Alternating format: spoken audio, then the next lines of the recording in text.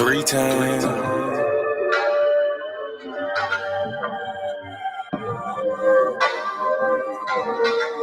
4 times.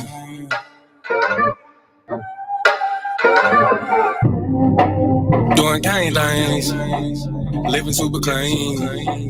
That done came up. Can't control us. 1 time for the men doing cane thing. Dead fresh to the T, living super clean. 3 times for my folk that done came up. 4 times cause the man can't control us. 1 time for the men doing cane thing. Dead fresh to the T, living super clean. 3 times for my folk that done came up. 4 times cause the man can't control us. Look at you, you done came up now. Get it how you live, mess the game up now. Ain't messing with yoga, but get the flame up. Hey, used to be Toby, but got your name back now. I see ya, paid under pressure. 25 lighters, got them all on the dresser. If it ain't for you, ain't for you then. If you a lame or a sucker, wanna dress you then. Grown up now, bump the childish ways. Got a wife and a bunch of kids to raise. Punch a clock side hustle or a business you endure to ensure that all the bills is paid. Slow clap for your homeboy, could've turned out like your homeboy. Been on the same block, cooking up the same rock on the cell block lot with your homeboy.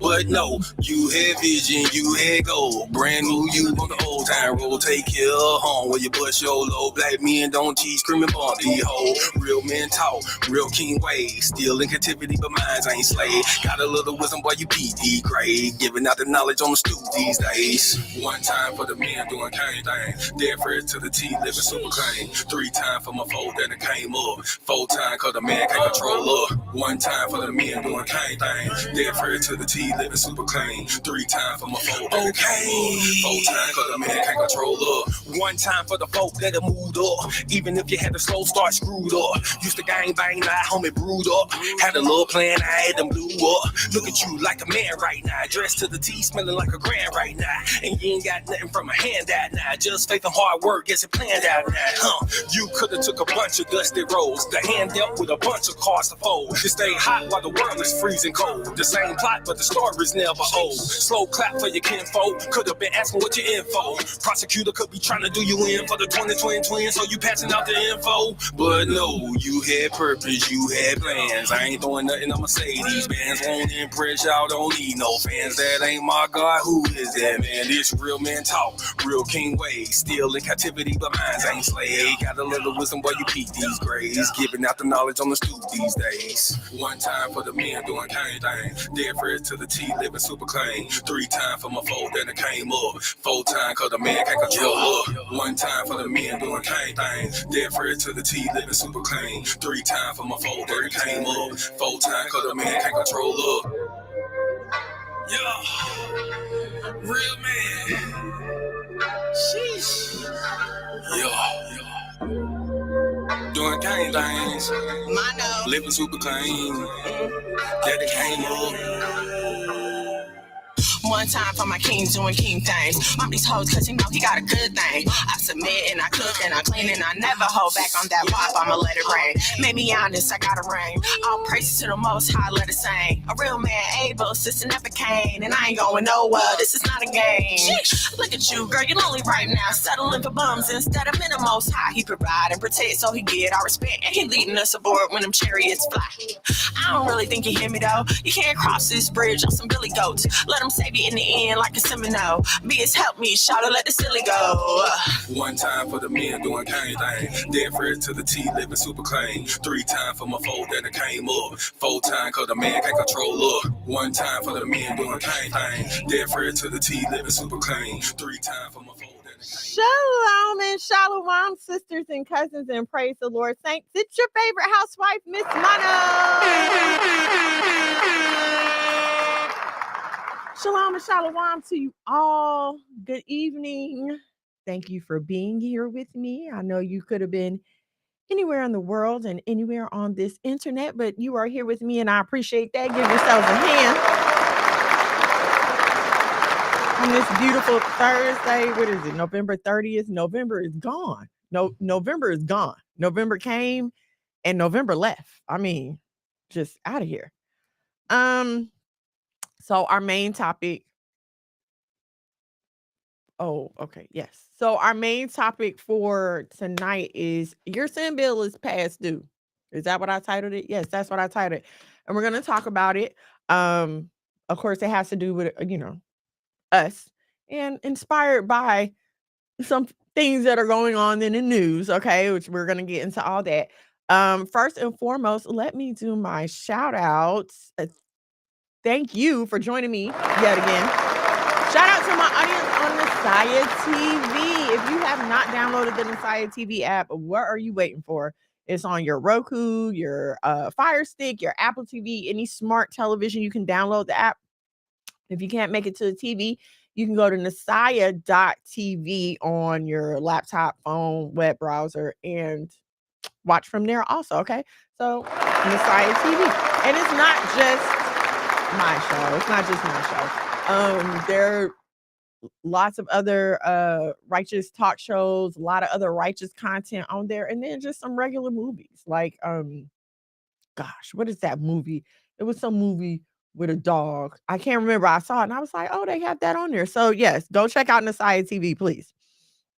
To the sexiest, most hard-workingest, most dedicated, most loving husband in Israel. Monologue Magad, ladies and gentlemen. If you're not following him on your social media platforms, what are you doing? Follow him, MONOLOGMAGAD, Facebook, YouTube, Instagram. He's not on TikTok. I'm trying to get him over to TikTok. He's not on TikTok. Facebook, YouTube, Instagram.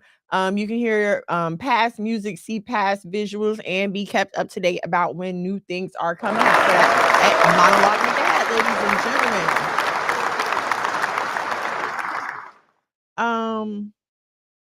Okay. And so if you are new here, I am at Miss Mono's World on all of your socials, Facebook, IG, TikTok, all those good ones. So you can follow me there in these content creator streets at Miss Mono's World. Okay. Thank you to everyone who's joining me on the IG. Please head over to the YouTube at Monologue Magad, MONOLOGMAGAD. That way you can take part in the entire experience. And please, to my audience, feel free to jump in the chat. Let me know what you're thinking. This is a inclusive experience. You know what I'm saying? So let's talk about your man's Brother Love, okay? Because that's his new name, Brother Love. For those of you that don't know, he done went from, wait, who was he first? At first he was Puffy, then he was Diddy, then he was Puff Daddy. I can't keep up with all the different names, but y'all know who I'm talking about. Sean Combs, aka currently Brother Love. We don't know what's coming next. But just as fast as the lawsuit from Cassie was settled, here come 2 new lawsuits, okay? And now all of these lawsuits are coming out because of this New York adult survivors law that gives them like an extra year to file any kind of charges or get any kind of redemption or anything like that, okay? So now there's 2 new lawsuits. He stepped down from Revolt. And I forgot what clothing store it is, but they said they will not be carrying Sean John anymore. King the Chef, Shalom and Shalom. What is up? They're not gonna be carrying the Sean John clothing line anymore. And I believe it was a liquor brand that he was dealing with has also parted ways with him. Okay. So we're going to get into this a little bit more later because it does have to do with our main topic about your sin bill being past due. Okay. King 7, Shalom and Shalom. Bruno, Sister Delta, Shalom and Shalom, sis. Let me show y'all my shirt. You can hit up my good sis for your shirt. Hold on. Okay. Let your light so shine. Listen, y'all, this shirt is the puff print. I don't know if you can like tell it, but it's textured. It's puffy. This is a really nice, really comfortable shirt. Y'all know y'all don't usually see me in hoodies. Okay. I like to be comfortable. Okay. So yes, you can hit up my good sis, Sister Delta, to get your shirt. I was going to say your copy, but your shirt to get your shirt. DeLeon, yes, okay, that's who it was. They parted ways with him as well. So his businesses are being hit right now. But honestly, I'm gonna tell you something. Like, he's one of those people that it probably doesn't matter. This man has amassed millions upon millions of dollars. He probably don't care. Shalom and shalom, Abaya, righteous and Christian. I'm gonna say he don't care, but we'll get into that later. So, okay, I don't know if y'all watched the Soul Train Awards or not. I did not. I do not watch those things. But there was an award that they have been giving out since forever called the Lady of Soul Award. It was given to, like the Lady Artist of the Year, and been this way since its inception. Well, just this year, they changed the Lady of Soul Award to the Spirit of Soul Award. Okay. Why? Because Lady of Soul Award fit perfectly, right? You give it to a woman who's done well in music that year. No, but they changed it to the Spirit of Soul Award in order to accommodate Janelle Monáe. Now, I don't know how many of y'all know who she is. I was a fan of hers at first when she was just coming out in her little black and white outfits.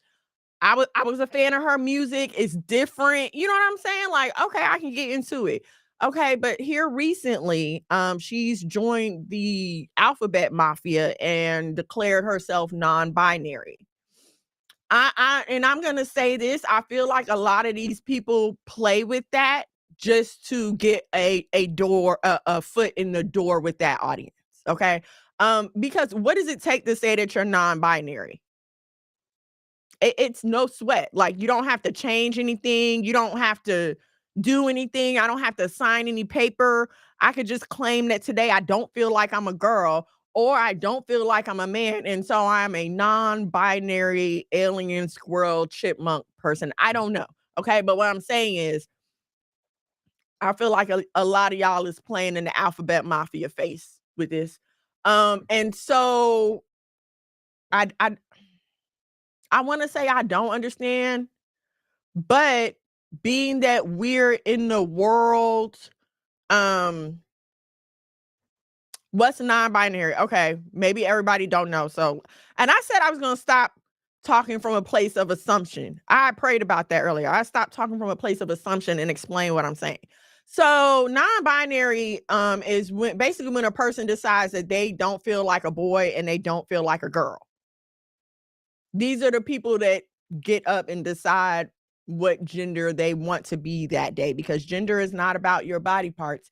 It is a social construct and a function of the mind, allegedly. So that's what that's about. Um, but here we go again. And I'm not saying that this is new, but here we go again with another Black institution just changing things, going along with this flow. And in her, in her speech, or in the interview that she did afterwards, she was talking about how Black queer people are still, marginalized and pushed to the outside of society. Well, yeah. I mean, okay, so anyway, like, it's getting ridiculous at this point. And then, okay, this reminds me though that GQ named Kim Kardashian their man of the year. Take a beat, think about it. Kim Kardashian was named GQ's man of the year. Okay, now what are the odds that her stepdaddy mama, whatever Caitlyn is these days, was awarded woman of the year, and he's not a woman. He was awarded woman of the year at the ESPYs that year that he came out. I don't know if y'all remember that. But now Kim, who's not a man, has won GQ man of the year. So it's kind of like we're at a point in this country where 1 and 1 don't equal 2 anymore. Good is definitely being called evil, and evil is definitely being called good. We are losing the basic fund, the foundation is what I'm trying to say. We're losing the foundation of humanity. Like, we're losing the basic understanding of who we are as people. And, again, I don't understand why we will understand certain things when it comes to organization, right? Or say you're cleaning your house, okay? When you put up your dishes, you tend to put all the dishes together in the same place so you know where to go, okay? I put my plates in one place so I know where to go when I need a plate. I put my pots in one place so I know where to go when I need a pot. Can I tell y'all how infuriating? It is so infuriating to me when someone puts a dish in the wrong place.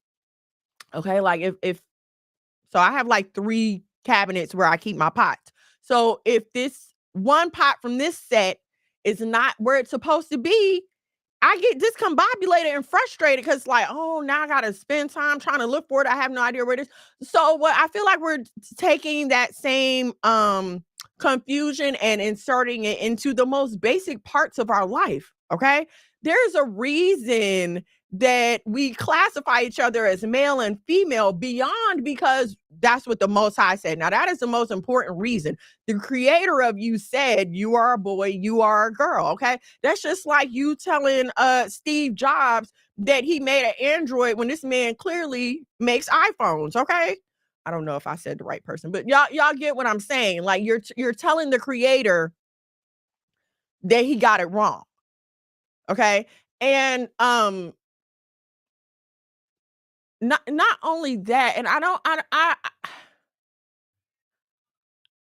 can from my own experience with my sons and my daughters, it is up to us to guide them to what they are. Okay. My son is not born knowing, okay, I'm a male. This is what I do as a male. This is my purpose and my function as a male. He has to be taught that. My daughters didn't understand when they were born, okay, I'm a woman. This is my purpose and my duty as a woman. These are things that have to be taught, okay? But we're at the point now where adults aren't even giving children the opportunity to make a right choice, okay? Because I love you. So I'm going to tell you the truth, okay? I'm going to tell you, listen, this is how you're supposed to live. This is what you're supposed to do. This is how you were made, right? But what we have now is, and I believe it's a bunch of parents who are trying to live vicariously through their children. They feel like they didn't get to express their curiosities when they were young. So now they have these children who can't speak up for themselves. So I'm going to make this child into what I want it to be. I want it to be a boy. So now I'm going to tell my daughter that she's a boy. I want it to be a girl. So now I'm going to tell my son that he's a girl. Okay. So we're not even, we are at the point where we don't even give kids a chance right now. All right. And there's no, there used to be some kind of boundaries. There used to be boundaries. Not saying that these things didn't happen. We've always had queer and LGBT people among us. They've always been among us. But there were boundaries. You didn't do certain things in certain places. You didn't display certain behaviors in front of small impressionable children. Okay? But we've totally lost those boundaries now. We are just out here doing whatever. Angelina Israel Shalom and Shalom says we're out here doing whatever, living how we want to live. And here's the thing that we don't realize. Divine Lee, Shalom and Shalom. Here's the thing that we don't realize. When you remove the boundaries when you remove your boundaries of on your behavior, you are also removing the boundaries on others' behavior, okay? Because only thieves steal, okay? If you're a thief, you steal. You're a thief because you steal. You stealing makes you a thief, right? But if I am not doing those things that make me a woman, or if I never learned those things that make me a woman, then how am I going to come into my womanhood? If I'm not taught those things to make me a man, how am I going to come into manhood? You understand what I'm saying? We're not even giving the kids a chance. Somebody tell the bank I'm no longer identifying as a thousandaire. I'm a billionaire. They need to fix my account. No, for real.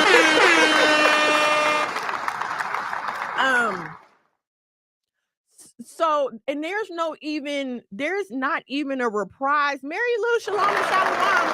There's not even like a safety net. Like there used to be a safety net, at least with what they were showing us on television, right? You couldn't show certain things on television. I don't know if you remember, if any of y'all like watched the Flintstones, the Jetsons, Green Acres, like any old show where they show families. Back then, even married couples had to sleep in separate beds. Go back and watch I Love Lucy, the Jetsons, Green Acres, the Flintstones. I'm trying to think off the top of my head. The married couples slept in separate beds on television, even after Lucy had got pregnant. Lucy was pregnant. I remember Wilma got pregnant. They were still sleeping in separate beds because they did not even want to introduce the children to these things. Okay. And so what slowly started happening is, okay, well, we'll allow this and we'll allow that. Now we're going to have to allow this. And now once you're allowing, I'm going to call it fornication, because these weren't the display of heterosexual sex on television was not always in the context of a married couple. We can't act like that. We can't act like, oh, well, every time you saw two hetero people on TV, it was righteous. No, we can't say that because that's not true. But so what you have is now that the heteros get to display their sin, now everybody else wants the same opportunity to display their sin as well. Oh, Archie Bunker, All in the Family. Okay, thank you, Kiki Chef. Princess Washington, Shalom and Shalom. Thank you for joining me. And what was I saying? I forgot. So now everybody wants a chance to do everything that everybody else does, right? Like, remember when Black people weren't on television? Remember when the only way that they would display us was either in a slave or a mammy role, or they would get someone to put on blackface, right? They wouldn't let us participate in their theater. Well, what happened eventually, right?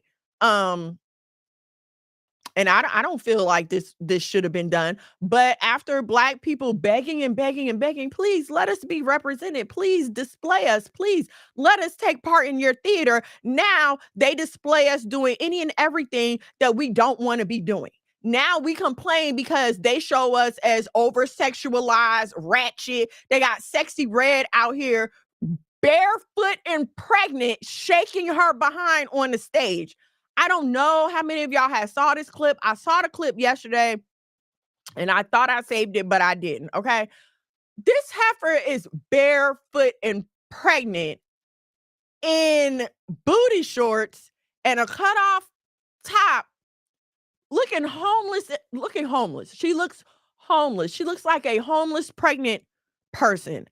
But this is who they are sitting in front of our children for entertainment. And let's not act like when they put these people up on these pedestals of fame and they get them bright, shiny lights behind them, that this is not enticing to our children and those who don't know better.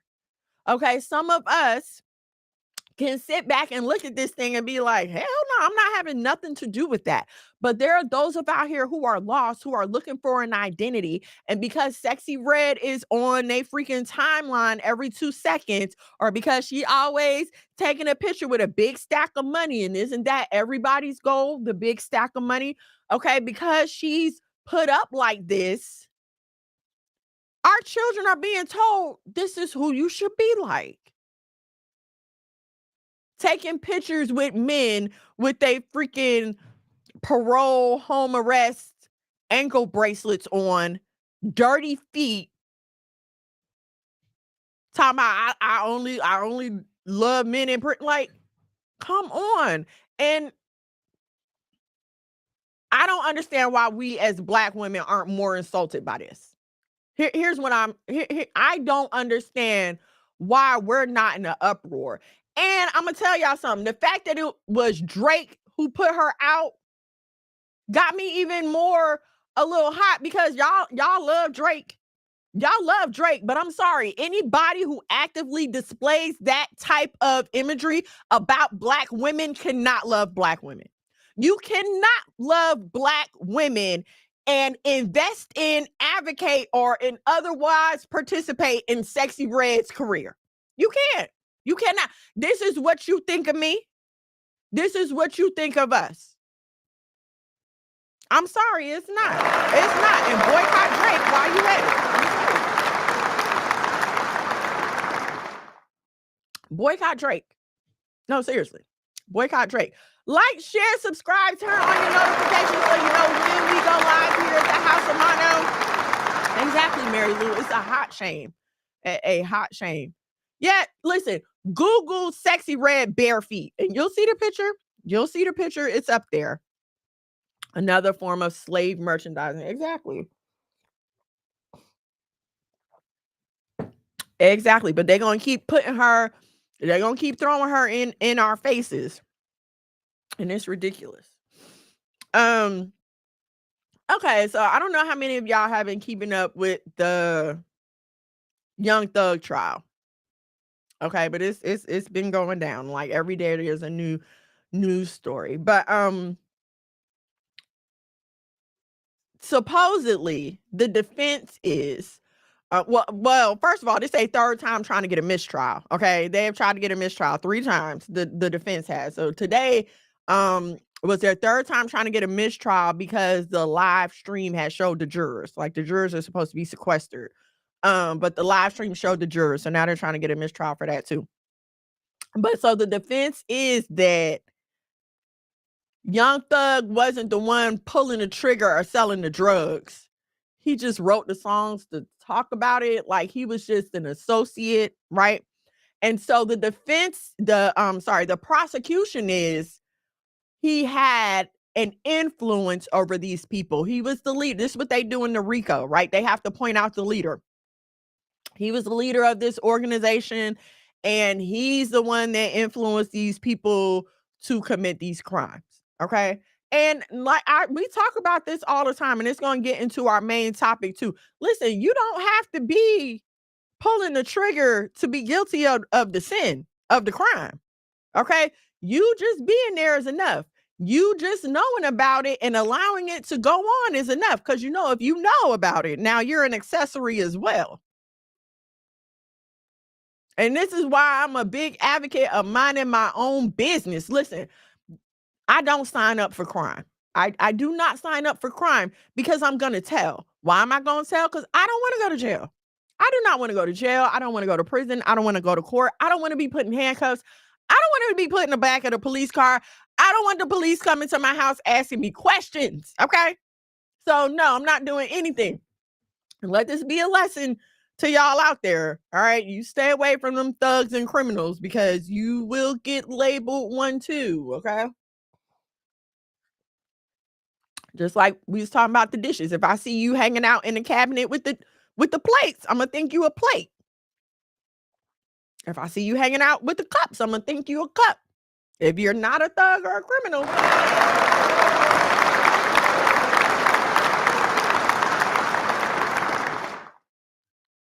All right, so let's talk about first, like, share, subscribe. I'll be forgetting to do my little commercials. Like, share, subscribe, turn on your notifications. So you know when we go live here at the House of Mono. If you like what I'm saying, or you like what we got going on here at the House of Mono, please head over to the Cash App, $ the House of Mono. $1 or $2 will do, or 5 or 10 or 15 or 20, you know, whatever you feel like giving. We definitely appreciate you. We appreciate you if you've given in the past, and thank you in advance if you are going to give today.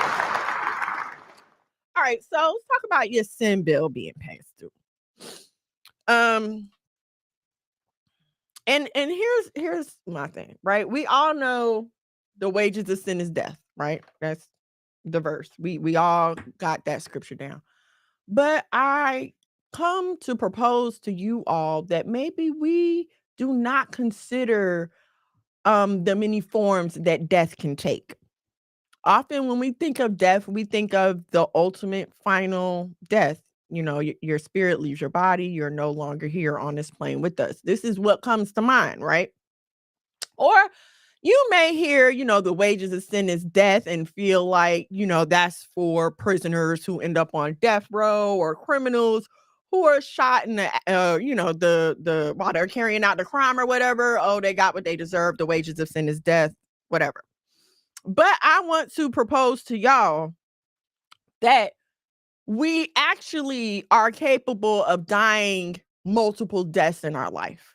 What do I mean by that? If you've ever had a past, a colorful past, a not so colorful, a past that you were trying to shed and get rid of, you imposed a type of death upon yourself because you said, I don't want to be this person anymore. I don't want this part of me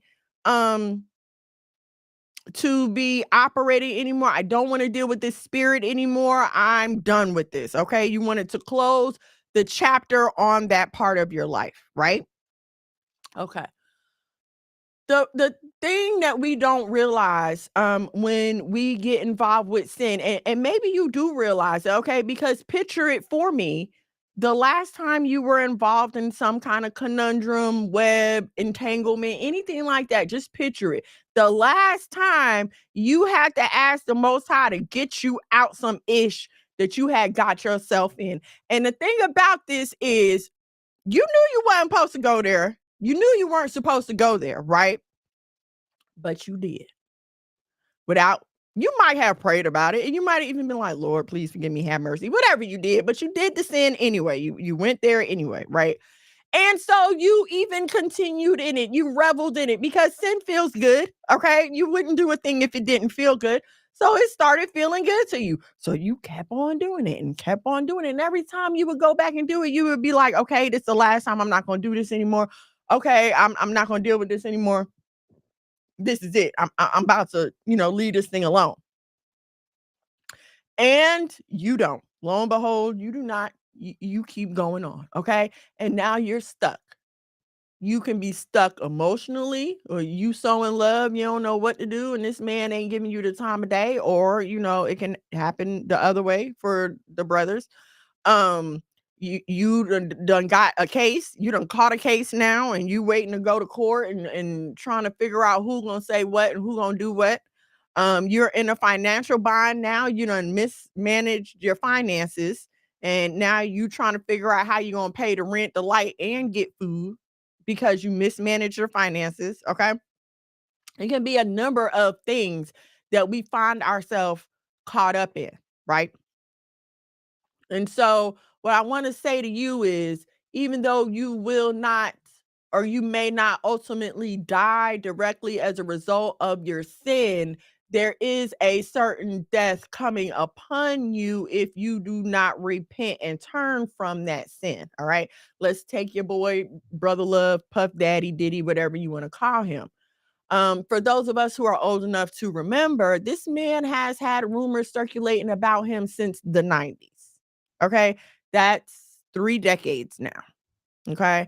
There have been accusations of sexual misconduct, abusing people. Even men have made complaints about him, about making unwanted sexual advances, just a litany of allegations. Okay.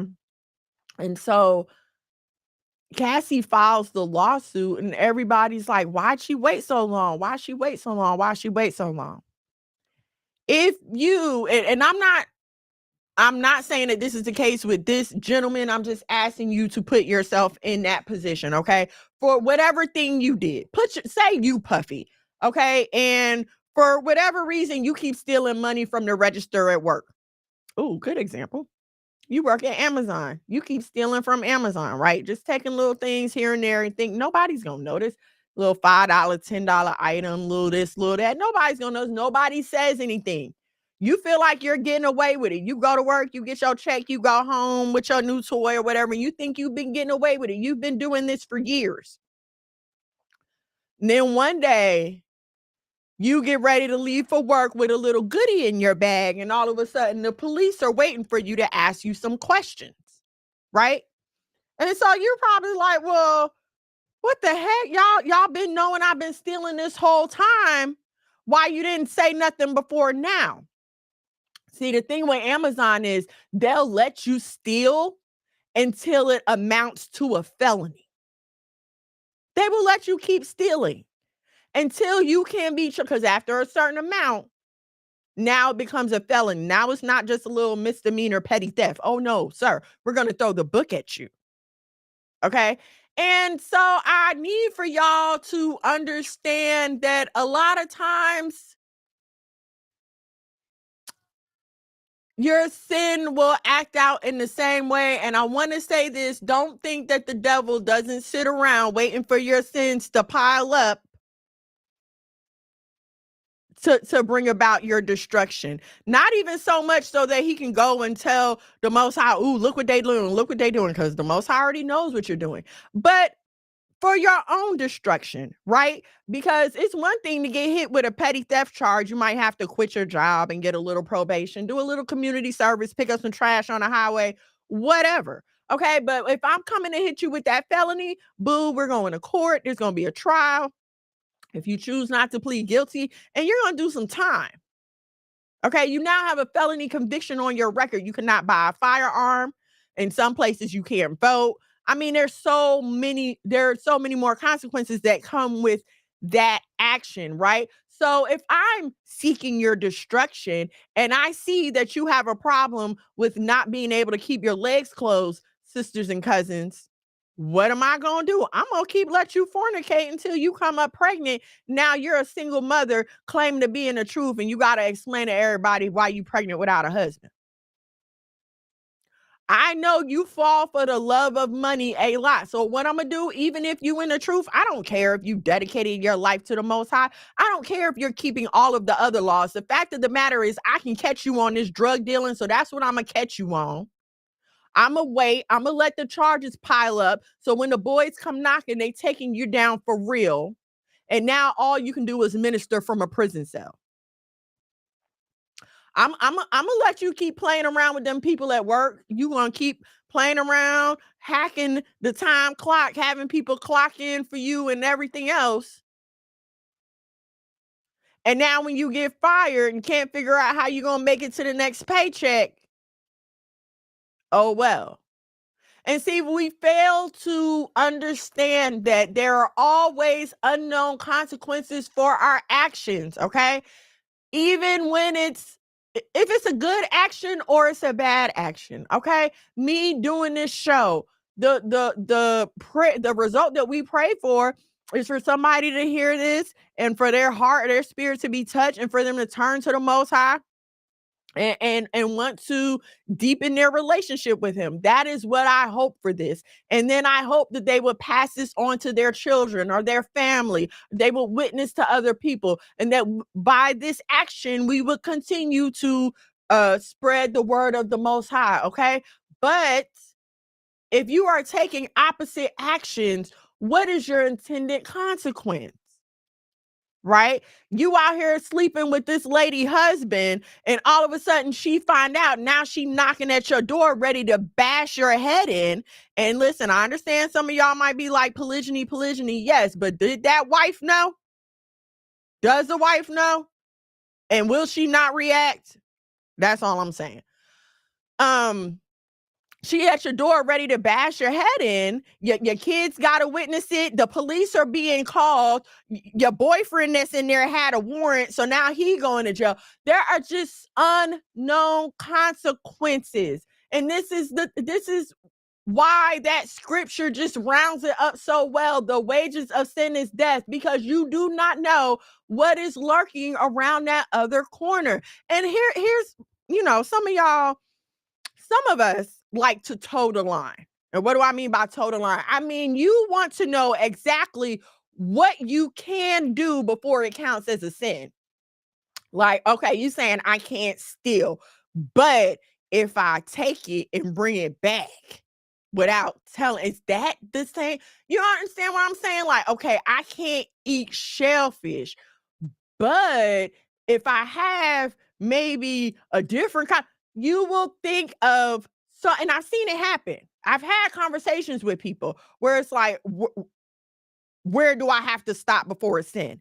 It's like your intent is not to do as much good as you can. Your intent is to more do as little evil as you can. And if you understand what I'm saying, these are not the same thing. Okay.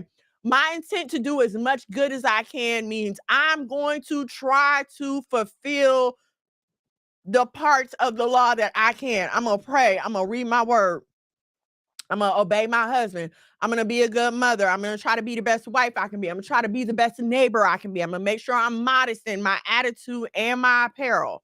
You understand what I'm saying? This is me trying to do as much good as I can. But if I'm trying to do as little evil as I possibly can, okay, yeah, I'm going to tell this man we married, but I'm not cooking. I'm not cleaning. I'm not doing nothing he say do. I'll be home when I'll be home. He'll see me when he see me. Okay, yeah, the kids is there, but whatever, like whatever. As long as they not bleeding, then I don't care. You understand what I'm saying? I'm trying to do as little evil as possible. So exactly how much of my stomach can I show, and how exactly short can my shorts be, and I'm still on the right side. You understand what I'm saying? Our mission should not be to do as little evil, because at doing as little evil, you are doing no good. You're doing no good because your mind is not on the next level of things. Like I was talking about gender earlier, about how that's just the foundation for humanity. Such is the word of God. It is supposed to be our foundation for humanity. The word of God is supposed to outline how we are supposed to conduct ourselves for optimal use of our bodies as a human being. A lot of us don't want to acknowledge that we are a spirit. You have a spirit in this body, okay? This is why we talk about warring against the flesh. The spirit is willing, but the flesh is weak. This is why we talk about those things, because you have this body that has its own desires. And until you are willing to say, okay, I understand that I got to fight with myself, you will always be looking to do as little evil as possible instead of as much good as possible. The word of God is the outline to do as much good as possible. When you set it up amongst yourself, when you set it upon yourself to do as much good as possible, now you will see about feeding the poor and the widow. You will see about showing compassion to your neighbor. You will see about being a witness to those around you, sharing the love of God. You will see about these things because you are no longer trying to redo the foundations of humanity, of your life, of how you're supposed to live. You understand every day when I wake up, I understand every day that I'm a woman. Okay, I don't have to waste time thinking about this. This is not a subject that I need to revisit every morning. So now guess what? I don't have to deal with that. So now I can set my mind on schooling my children and caring for my husband. But if I have to get up every day and spend 30 minutes to an hour figuring out if I'm going to be a boy or a girl today, now everything else around me starts to suffer because I can't get basic A to B to C. And so what we do is we leave ourselves basically in a state of infancy. You are basically walking around like a toddler. For example, I have a 5-year-old who is very curious, okay? And I have this balm. It's like a makeup remover balm in my room, and it has a little applicator that goes with it. So I've walked in my bathroom and I'll see the applicator is separate from the product, which I don't do that. I put the applicator right back on top of the product so I know it wasn't me, right? So the applicator is separate from the product, and I see this for a while and I'm like, okay, I know this ain't nobody but Atticus. So today I walked in the bathroom after he was supposed to be getting out the shower, and he was playing with my brow scissors. And I'm like, Atticus, no, you have to leave this stuff alone. This is not for you, okay? And so what I'm saying is a lot of y'all are like Atticus in that you're going to try to find a way to sneak and do the thing that you're curious about instead of just understanding that, no, the Lord said that this is not for me to do. All right. And so here's why we have to watch what we're taking in, right? Because the more you consume a thing through the eyes of television, and I tell y'all this all the time, that screen is a filter. Okay. The lighting, the ambiance, everything that you observe when you're watching television, this is done on purpose to romanticize the subject that you are watching. Case in point, I love this show called The Gilded Age. Love this show. It's about families in, the late 17th to 18th century. So you're talking about like 1890s to like right before the depression. So like the 20s. It takes place in old time New York, right? And so it introduces you to this family. And the one family is, they're like oil magnates, they're new money. And you follow this family story, and because of the way that the family is displayed and the way they tell the story, you start to become affectionate toward this family. You're like, oh, I like them, and you start cheering for the wife and you cheering for the husband, until later on in the story you start to realize that these were the robber barons, the union busting slave drivers that we learned to hate before. You understand what I'm saying?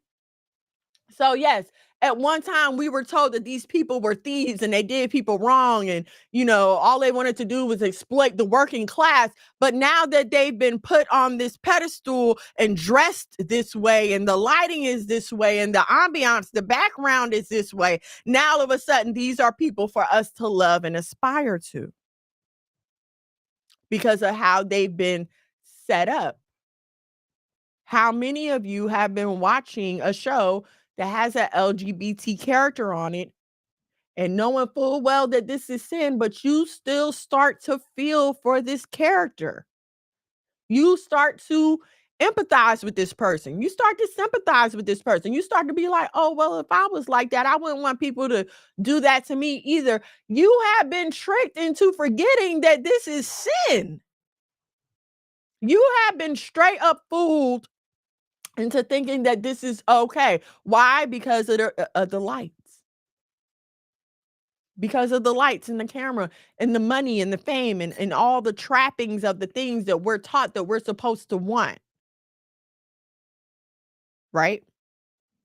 And so the odd thing about it is the Most High definitely had a plan for us, to live the way we were supposed to live. This was definitely the plan of the Most High. But through sin, as it was then, like it is now, through sin, we keep being devolved to our lowest state. And so your sin bill comes due when it seems like you are being chopped down at every hand. Okay.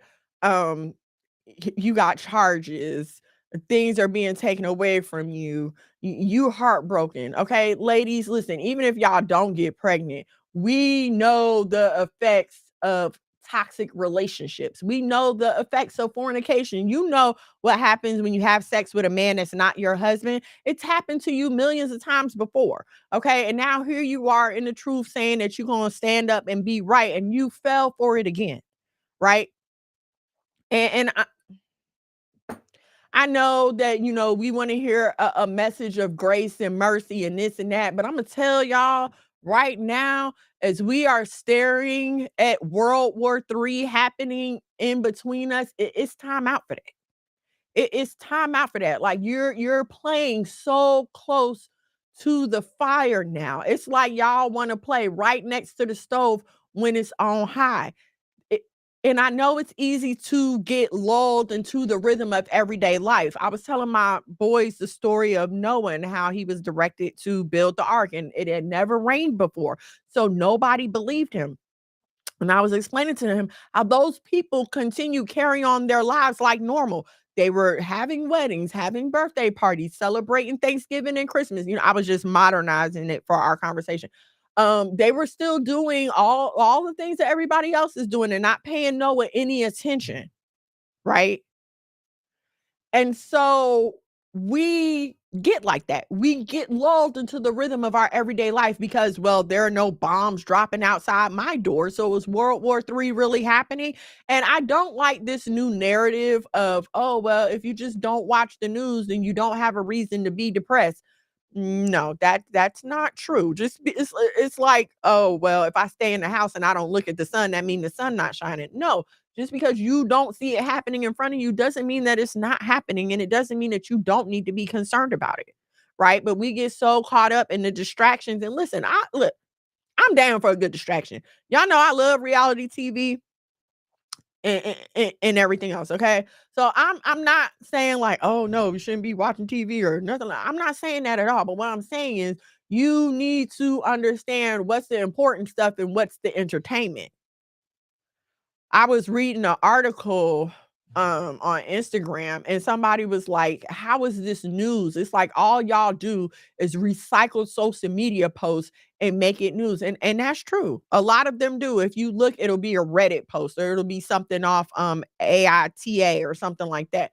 That they're trying to present to us as news, as something that's important, as something that we need to care about. So no, it's absolutely your job to understand what's important. Okay, and to consume that material. And I want to stress to you that in this day and time that we are living in, it is not time for us to be comfortable or lax in our sin. I don't know if you realize what's going on in this world, but Black people, they are coming for us. Okay, they are trying to do away with teaching critical race theory because they don't want their children's feelings to be hurt when they hear the stories of what their parents, grandparents, and great grandparents did to us. Well, how many of you know that when you stop talking about a history, you are doomed to repeat it? Okay. Look at us. Every time we sin, we go into slavery, the Most High redeems us. We forget and we sin again and we go right back into slavery. This has been the story of our people pretty much since the beginning. If you would just take a gander in your Bible, it happened over and over and over again. We forget. We start sinning again. And now we are enslaved again. If you cannot accept this in a macro situation, like if you're like, oh, you tripping, Miss Mono, we're not going to be enslaved again. Take a look at your own life. Take a look at your own life. Think about that bad habit. I don't know what your habit is. It could be crack. Some of y'all watch too much TV. Some of y'all be on the phone too much. Some of y'all can't leave that boy and or girl alone. Some of y'all overeat. Some of y'all talk about people all the time. Okay, whatever habit that is, you get caught up in the habit. Okay, let's take a drug addict. Let's take a drug addict, right? They hit their bottom. They in jail, they locked up, whatever. They get clean. They go to jail and get clean, or they go to rehab and get clean, blah, blah, blah. They come out a new person. No, I'm going to live right. And they clean up their life. They get a job. They start taking care of their kids. They join a church. Everything is love. Oh man, there was a movie I saw and this exact situation occurred. But something happens, they're triggered, something happens, and they start using again, right? Inevitably, they wind up back in the same position as they were before the last time they said that they were going to stop. Inevitably. This is why when you go to places like AA and NA, they tell you this is a disease you will be dealing with for the rest of your life. We need to get that same speech about sin. This is a disease that you will be dealing with for the rest of your life. The only way to not be affected by it is to avoid it. There is no cure. Okay. And I know that we've been fed the narrative, and please hear what I'm saying, y'all. We've been fed the narrative of Jesus died for my sins. Jesus' blood is the cure for my sins. No. Did it allow you to be able to be redeemed? Absolutely, yes. But does it mean that you can continue sinning and there's no pay for it? Absolutely not. The blood that was shed for us redeems you back to the Most High. It gives you the knowledge of how not to sin. Okay, we know in order to not sin, we have to keep the law, but it does not excuse you from sinning. It does not abolish the wages of your sin. I'm sorry to tell you that if you choose to keep on sinning, and this is why I don't like for people to call themselves sinners, because if you are a sinner, this means that you have not accepted, you have not been redeemed. Now, if that's what you are, then that's what you are, and you need to get help. But a lot of times it's not bought in a terms of, oh, you need to get help for this. It's bought in terms of, yes, I'm a sinner and God still loves me. And if I die right now today, my all is well with my soul because Jesus died for me. Well, guess what? If I go to Walmart and put a 65-inch TV on layaway for you, and you, even if you go pick up the TV, say you go pick up the TV, right? You pick up the TV, you take it home, you never turn it on, you never read the instructions, you never do any of that. Then what good is it? It's just sitting there. And that's how y'all are with the redemptive power of Christ. It's just sitting there. If you keep smacking me and you keep telling me you're sorry, the first few times, if I'm merciful, because technically the first time, okay, but the first few times, I'm gonna forgive you. All right, it was an accident. All right, you didn't mean to. All right, now that's enough. Okay, but about the third or fourth time, I'm gonna believe that you're doing this on purpose. I'm going to believe that you are purposely trying to smack me. You're purposely trying to hurt me. You purposely want to insult me. And so therefore, whatever comes after I smack you, you fully deserved it. You fully deserved it. And now here's the thing. I've moved myself, right? I've left the room. I left the building. When you purposely go back to sin, it's like you purposely came to find me, to smack me, to hurt me. Purposely. And I know what y'all are saying. Oh, you're just saying that. You don't know what I be going through. You don't know my inner battles. And I don't. And guess what? I'm not even going to tell you that they're not valid. And I'm not going to tell you that I don't have some struggles of my own. That's not what I'm here to say. But what I am here to say is that it's time for you to stop playing with the Most High. You specifically. And it's hard to accept when the Most High has targeted you, right? Because it's only a third of us. If you get a measuring cup, you will see how little a third out of a whole is. Get you some pizza and cut up 3 slices of pizza. You will see how little of that pizza a third is. So when you think in terms of people, and then the fact that we're not even all grouped together. So the 1/3 is a little bit more spread out. So it may be a little harder to find. When you think in terms of that, I get how it's hard because everybody else around me is doing this. And to make it so bad, the people who are out here boldly in sin are living more comfortably than I could ever imagine. These people have made more money in a year than I have made in 5. And I just don't understand that. I get what you're saying. I'm tired of being lonely. I'll just take any old man at this point. I get what you're saying. I'm just lonely and I just want some friends. And she's married, but she's mess around on her husband, but I just need a friend.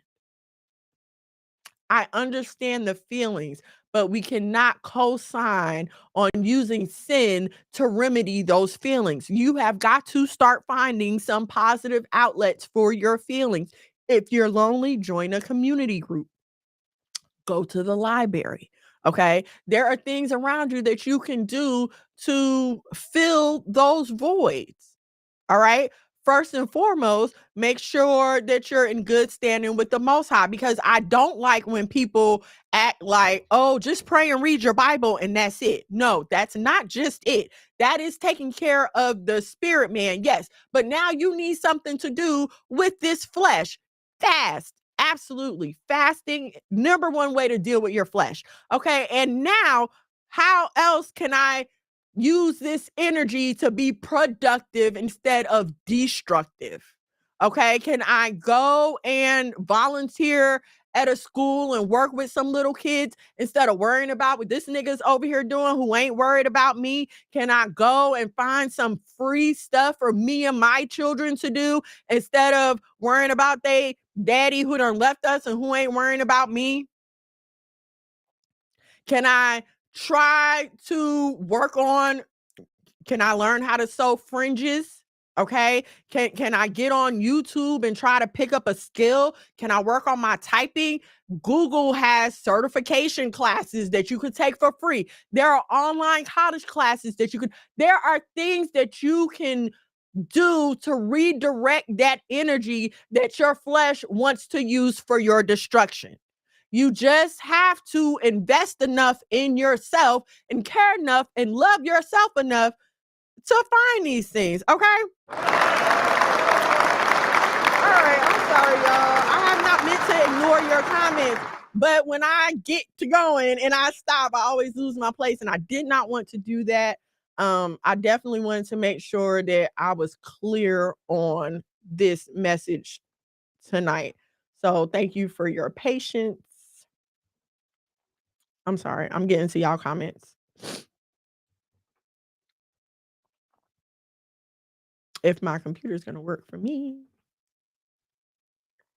Here we go. Come on.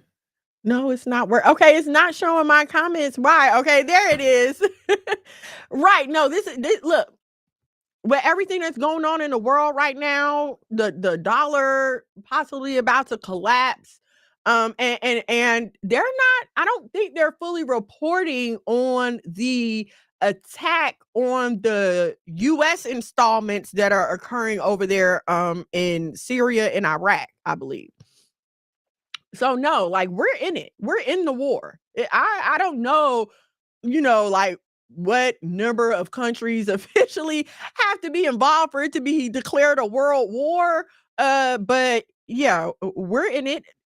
The big players in it, us, Russia, well, not us, but the US, Russia, China. Okay. So it's going down.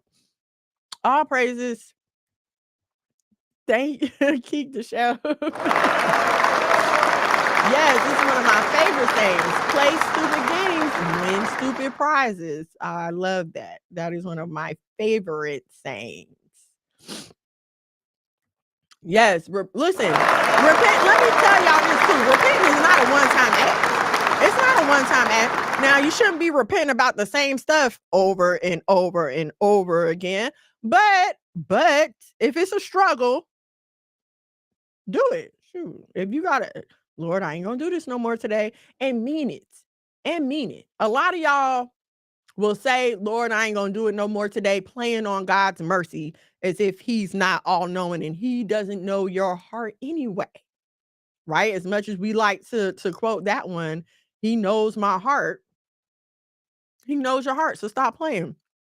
The Google certifications are high paying jobs. I've heard that. So, I mean, definitely, shoot, why not? Go on with it. Oh, all praises.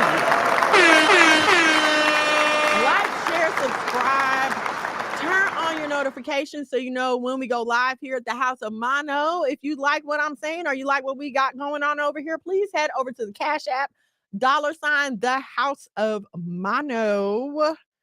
Thank y'all so much. My audience on the Saya TV. If you're watching us on TV, leave us on the TV. Get on the YouTube on your phone so you can join the conversation. Okay?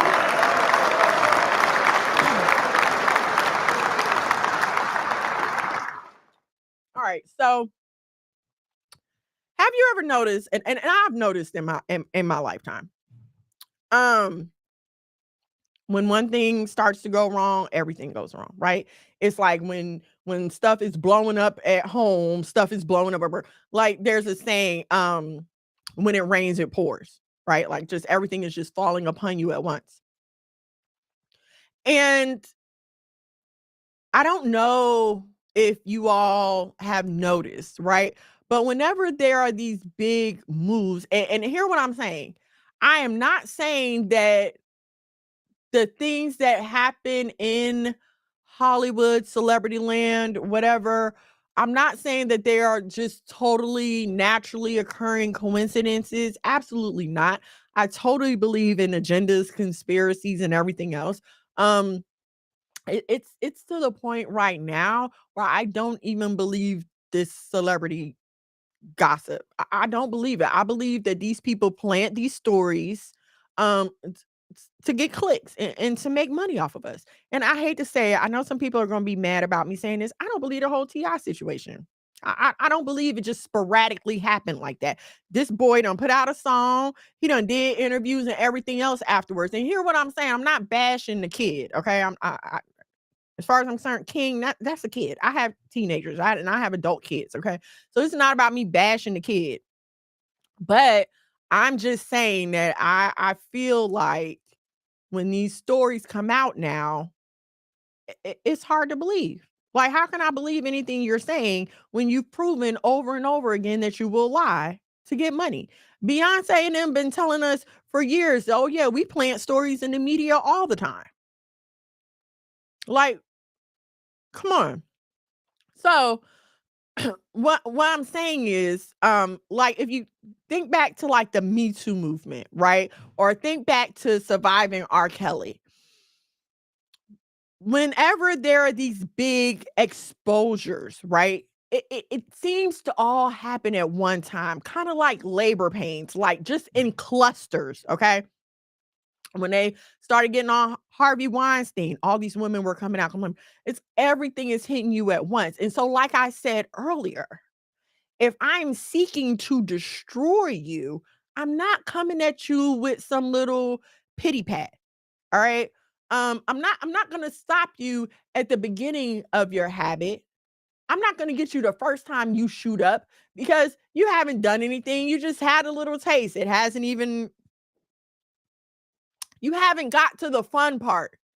See? And this is what I was saying. Yes, sin feels good. That's why we keep doing it. Right. And so I got to get you to the fun part. I got to get you to the part where you realize that this feels good to you independently. And so now you are encouraged and inspired to do this of yourself. I don't even have to present the temptation to you. What do I mean?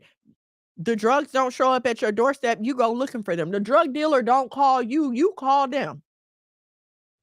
That man ain't calling you. He ain't text you. You go looking for him. He not sending the you up text. You are. Okay.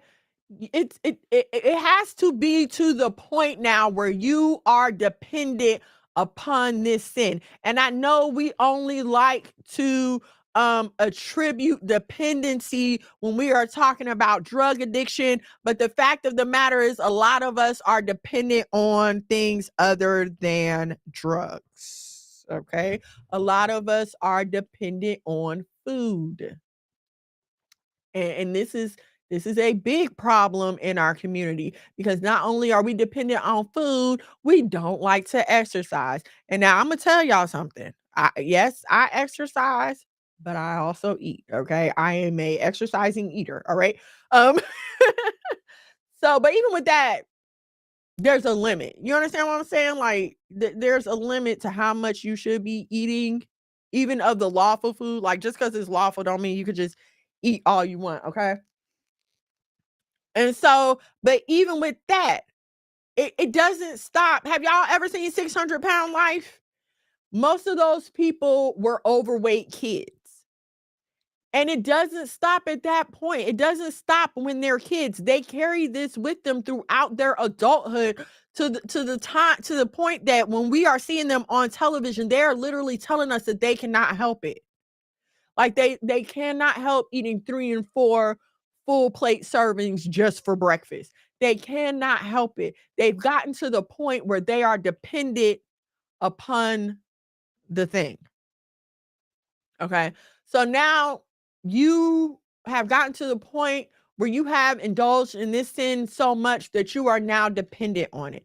Even if you're the one dealing the drugs, you are now dependent on the money from that. If you're the one climbing the pole or you're the one making it rain in the strip club, you are dependent upon the pole to get the money, and you are dependent upon making it rain in the strip club in order to convince you that you are having a good time. Let's talk about the overspending of money. I know y'all might be like, oh, well, technically it's not a sin. Are you mismanaging? Are you being a good steward? If the master came back and asked you what you did with your investment right now, what would you have to say about that? And so I talked about this before when we talked about whenever we talk about picking husbands, understanding um how the word is practically applied to your life. You understand what I'm saying? Um, so even while it may not say exactly, um, spend this much here, that much there, da da da da da, you know good and well when you get off work and you head to the bar, you head to the strip club or wherever you go with your money, you know that you are not being a good steward over that money. You know that that is not the purpose to which the Most High blessed you with the opportunity to have an increase. Why isn't your first ministry being taken care of? And here's what we tend to forget: our first ministry is our home, men and women. Your first ministry is your home. Ladies, there is no reason why you out ripping and running the street in this one face and that one face. You at everybody else's house but your own.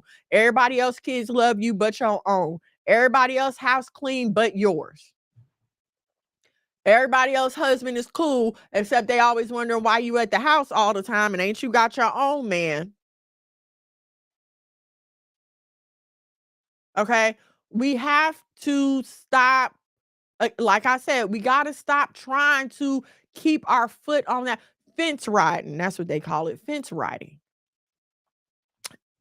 And I don't know if y'all have heard, I'm sure y'all have heard the scripture about how if you are lukewarm, the Most High will spit you out. He'd rather you be hot or cold. And I think about that a lot. If you have hot water, it's good for tea, it's good for coffee. You can boil, like, you can, hot water is useful. If you have cold water, it's definitely thirst quenching. Okay, you can use it to cool down things when it gets too hot. This water is useful. What good is lukewarm water? What does it accomplish? It's basically a nothing. It's a void because you've put cold and hot. You put everything you had to offer in one place. And so now you've made it nothing. Okay? Um and this is the same effect that we have when we try to mix the sacred and the profane. Because a lot of times I've heard people say, oh, well, I try to keep my karma balanced, right? Like, I'll try to do some good and I'll try to do some bad. But when you're doing that, all you're doing is, in your mind, canceling things out. Even if you just think about it, you're just bringing yourself to a zero. You're not positive on the side of good and you're not positive on the side of bad. You're just existing. You're just here and you're just floating. Okay. Um, and so lukewarm, fence riding, being in the middle, that's why they call it mid, because it's useless. It doesn't do anything. And when you are mid, that's what I'm gonna start calling fence riders mid. When you are mid, um, Mary Consoy, if you'd like to stay and finish watching, that's fine, ma'am. But I'm not going to deal with the comments. Okay. Lukewarm water is comfortable. Stop being comfortable in that sin like that water. Hello. It is comfortable. It's not too hot. You just sit there. Well, for me, I would. I like my water hot, but yes. um and yeah, that's the thing. We get comfortable in our sin, and that's what I was saying. We get dependent upon it. We get dependent upon it. We get dependent upon this thing to make us feel good. Okay. But so what we have to understand is my mother used to say, the Bible is true. The Bible is true 1,000%, no doubt. But when the Bible and the world are telling you the same thing, that is just an absolute that is just something you don't want to toy with. What do I mean by that? The Bible speaks of reaping what you sow, right? It speaks of returning what you plant. You plant the seed, you get a harvest. This is a cycle that we understand very well in life. The world speaks of karma. The world speaks of reaping and sowing, the same thing. They just use different words for it. Okay. So the fact that the world is telling you this and the Bible is telling you this, I would implore you to take extra heed to the fact that the things that you are doing are coming back to you. Okay. Understand what I'm saying here. And I'm not talking about when somebody hurts your feelings and then something happens to them and you're like, "Oh, yes, Boaz from Ruth." Yes, Mary, Boaz from Ruth. Um somebody does or something happens to somebody, right? Like let's just say something happened to that girl that you don't really like. And you'd be like, that's her karma. Or something happened to that boy that broke your heart. That's his karma. I'm not talking about that little pity petty stuff. All right. I'm talking about you being able to reap the harvest of the seeds that you planted. Okay. Um, a lot of times our attitude is a lot of times our attitude is our biggest hindrance, okay? And the negative behaviors that can come off of that attitude. And this is why we have to be careful about what we are taking in, what we are entertaining, and even the thoughts that we let stay in our mind, okay? And what do you mean thoughts? You have to monitor your thoughts. What is the verse I'm thinking of? As a man thinketh, so is he. And there's one other verse I'm thinking of, but I can't recall it off the top of my head. Please forgive me. Okay. But especially in this day and time that we're in with so much media around us and so many avenues of input, it can be very easy to be caught up in a train of thought and for some reason feel like you cannot control that train of thought. And now let me speak to those who may be dealing with mental illnesses. Um, go to the doctor. Go to the doctor. If it's overwhelming for you and you feel like you just can't take it no more, the thoughts are too much, please get some help. Okay? I'm not talking to you in this moment. I need if you are struggling with your mental health, being overwhelmed with thoughts, having destructive, intrusive thoughts, please go to a doctor and get some help. Okay. Now, for those of us who feel like maybe we just have thoughts that we don't want, or you may be like, why am I feeling like this? Why am I thinking this? Why is this even in my head? Why am I even concerned about this? Now this is what I'm saying to those of us that are like that. Okay. We have to be more proactive even on our own thoughts. Okay. You could walk by a television and just a flicker of a sound will totally put you in another headspace. Like I was folding shirts today, right? And the TV was on, but I wasn't looking at it. But there was like background music playing for this scene. And I started getting so anxious and overwhelmed. And I'm still folding the shirts. Like, I'm not watching what's on the TV, right? I'm still folding the shirts.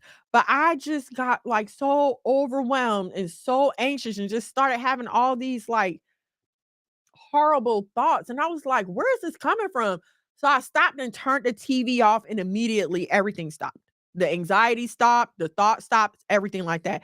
And I had to realize, like, oh, it was the freaking background music. When I turned the television back on, the scene that they were showing went with that music, right? But I wasn't looking at the picture, I'm just listening to the sound, and it affected me. Okay. So this is what I'm saying to y'all.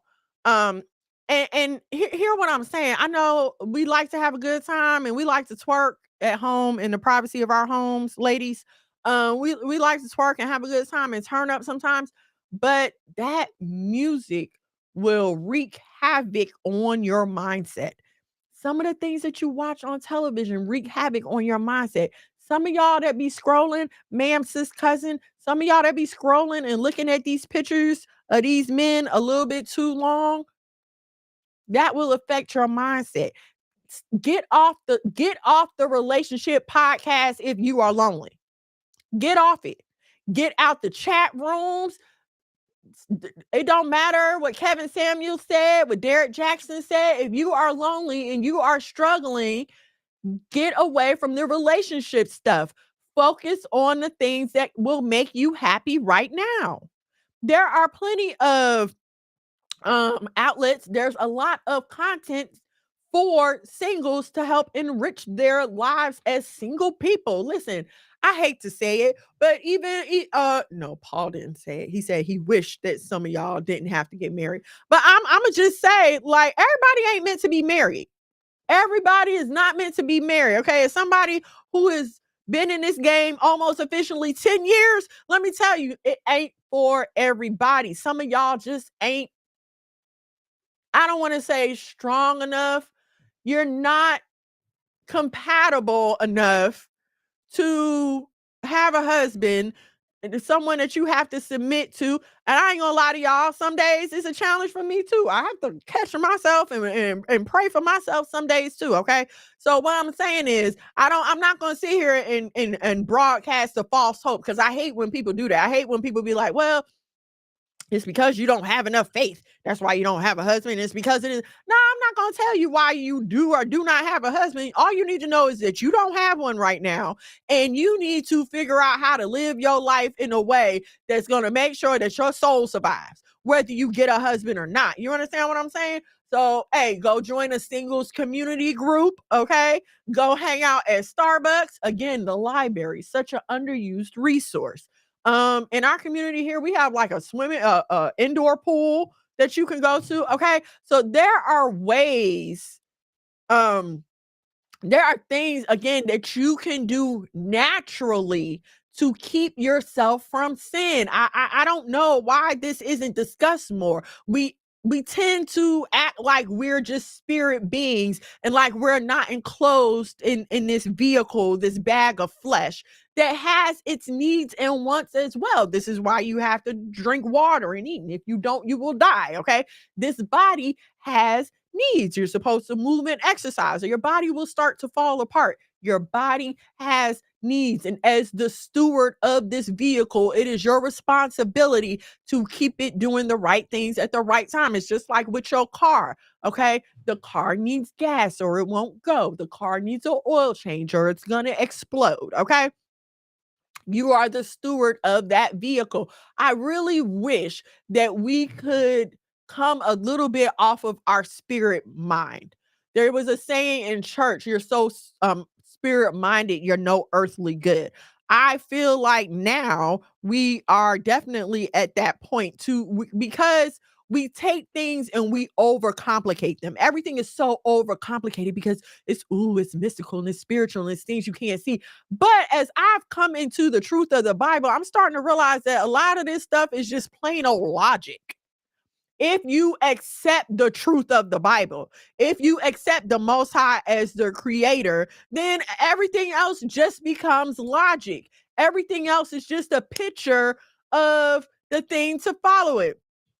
the parents are supposed to be the picture for the child and how they conduct their life and how they get married and continue their family. Okay, you work on certain things, like when you okay, we garden, right? So we plant our seed, and right now we're waiting for a harvest. Our we're maintaining, okay? I go out there, we feed the plants, we water the plants, we take care of the plants every day, and in their due season we are going to get our reward. Is that not just a metaphor for our entire lives? You plant your seeds of righteousness, and in your due season, you will reap your righteous harvest. I don't understand. Well, I do. But the fact of the matter is, we've been lied to so much that we will not even, we can't appreciate, we can't observe, we can't receive the very living examples that the Most High has set before us. And it's really crazy.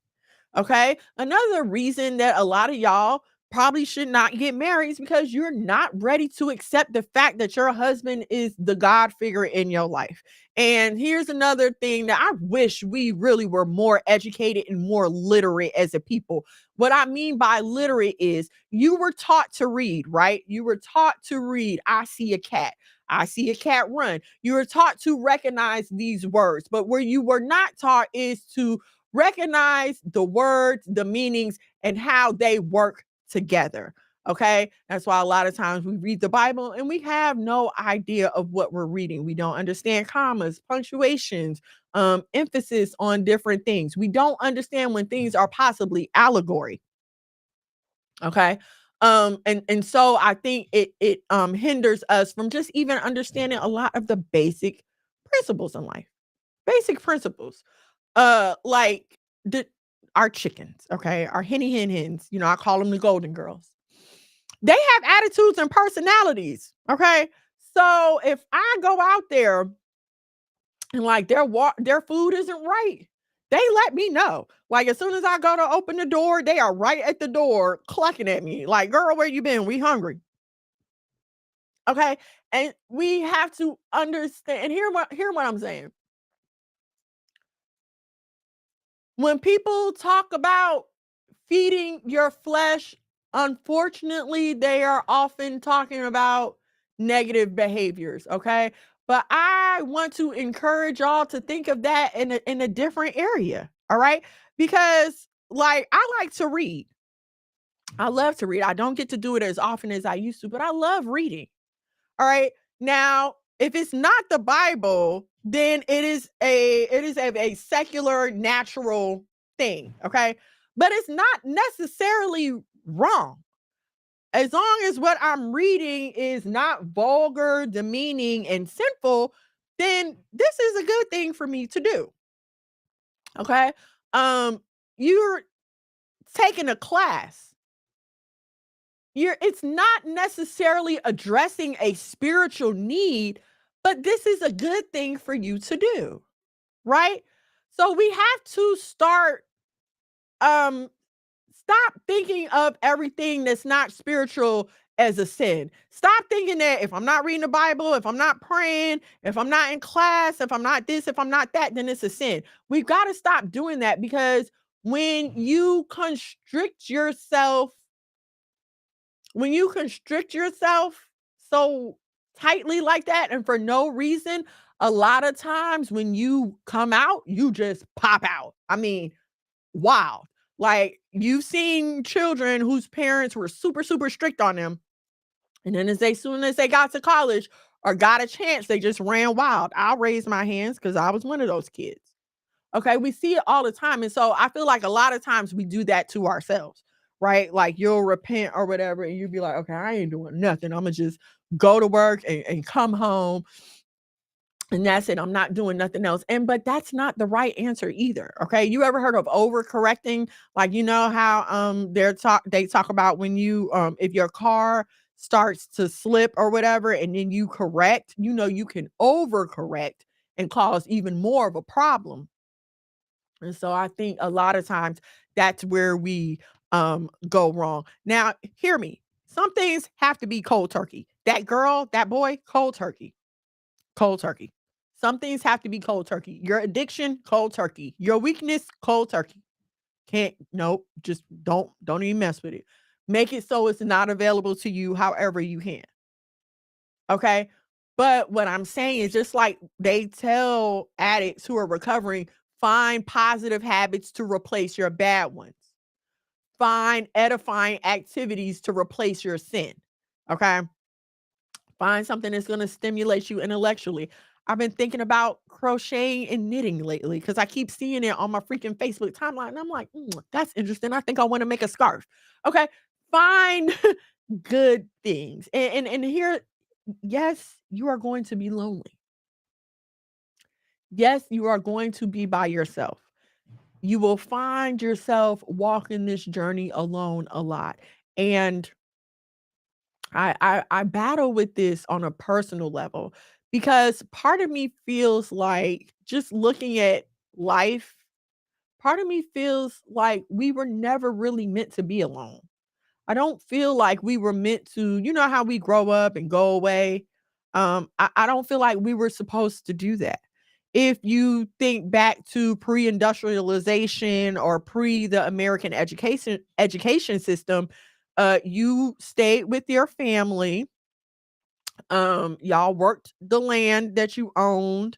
Your family passed down, teaching. You were educated by your family. They taught you your belief system, your religion, your structure, or whatever. And then the goal was for you to continue what your family was doing and to grow this thing.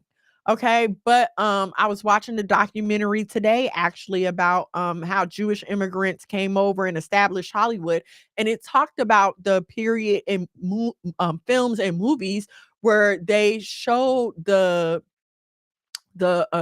they would show the new Americanized family where the father and his old ways dies off, and the mother, she's brought around to the new ways, so she's idealized, and then you have the child that just totally abandons the family to go and start their own thing. Okay, and so this is the pattern of behavior that has been displayed since we've been Americanized.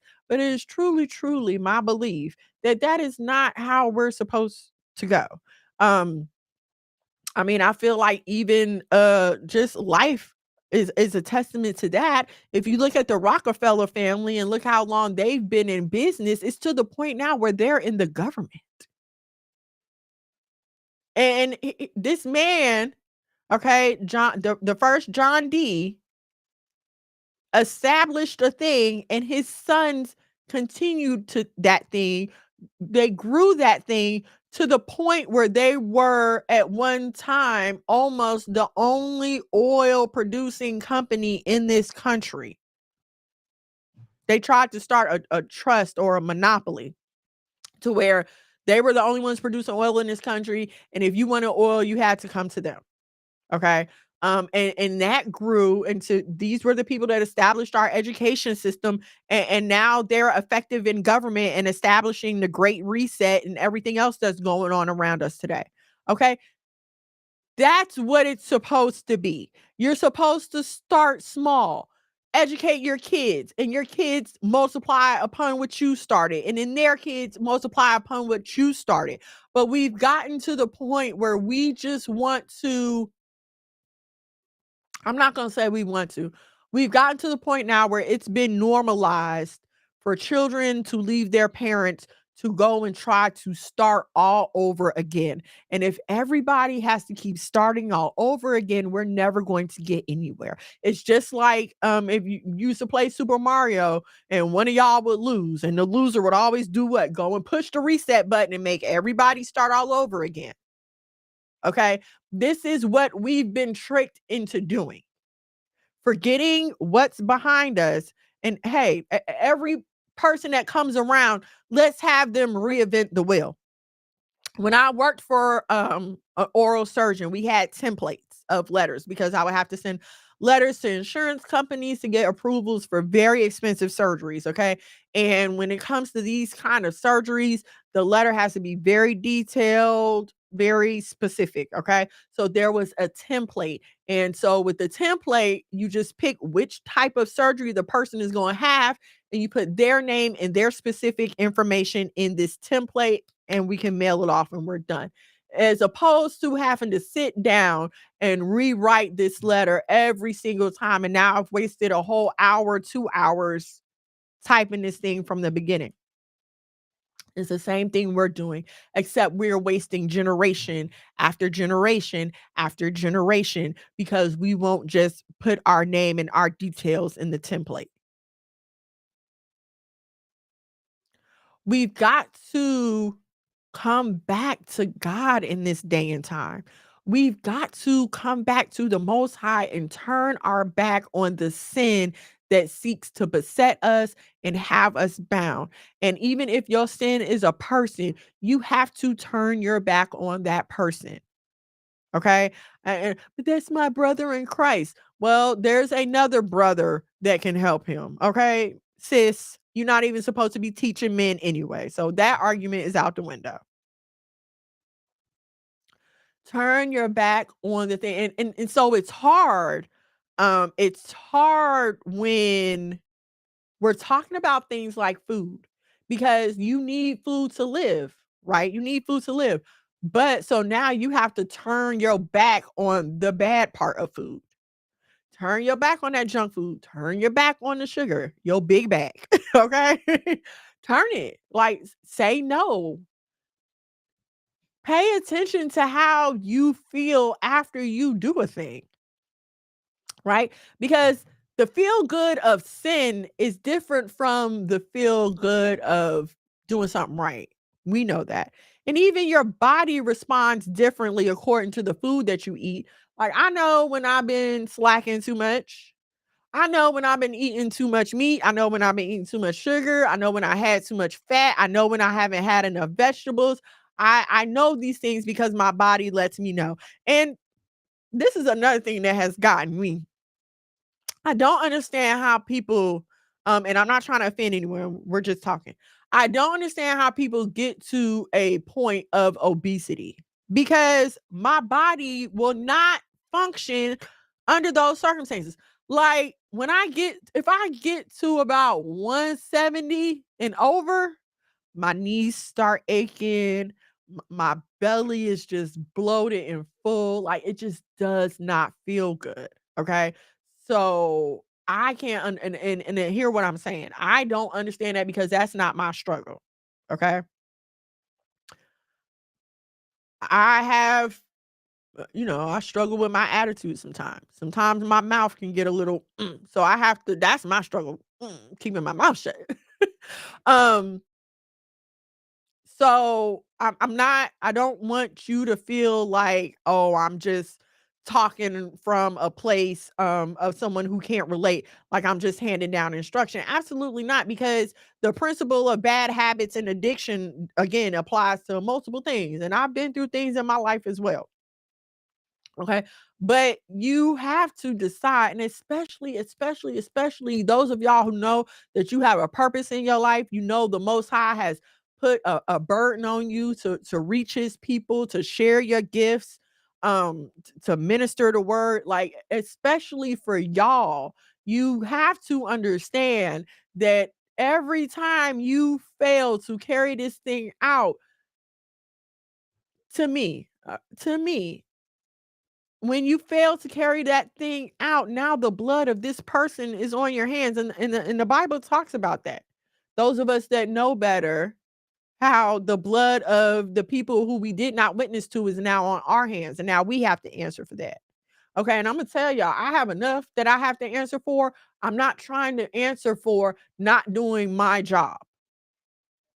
Not for that, because in relation to paying the consequences for not doing what the Most High says, this is easier. Okay, I'd rather deal with the nervousness and whatever I have to deal with to do what He tells me to do, as opposed to dealing with the consequences for not doing what He tells me to do. Okay. When you're looking around and everybody else seems to be doing better than you, when people seem to be flourishing and you're not, and you're trying to figure out why. And let me say this, okay? I know a lot of y'all is like, but it's the people that I run with. It's the people, we doing the same things together. They sinning like I'm sinning. But You're not them. Their life is not your life. They don't have the same call on them that you do. You may be called to witness to 100,000 souls. And this person may have just been created to keep you from reaching your destiny. And that's what y'all don't realize. Some of the people that you running around with, and they'll tell you they love God right there with you while they smoking crack. While y'all tightening the belt to shoot up, they'll tell you they love the Lord. And see, that's another thing with this watered down Americanized Christianity. Anybody can claim that they love the Lord now. You know why? Because there are no boundaries and there's no guidelines in American Christianity. And so how do we know how to identify you? I know how to identify one of my sisters in the truth because their apparel will be modest, their attitude will be modest, they'll have on their fringes. We're both looking for the non-pork line. We're both avoiding the shrimp. Okay, I know how to identify my sisters in the truth because they are following the same rules and guidelines that I am following. Okay. But when there are no rules and there are no guidelines, anybody can say anything. Just like we was talking about the non-binary. Now that we've done away with the rules and guidelines of gender and being a woman or a man, now anybody can say that they're anything and they don't have to change anything about themselves. Saucy Santana get on Beyonce's internet every day with a full beard and 6-inch nails carrying a purse, and y'all talking about some go girl. There's nothing female about that linebacker at all. At all. Y'all let Dwayne Wade parade his son around here as a girl. That is the ugliest girl I have ever seen. And instead of y'all, well, I ain't gonna say y'all, but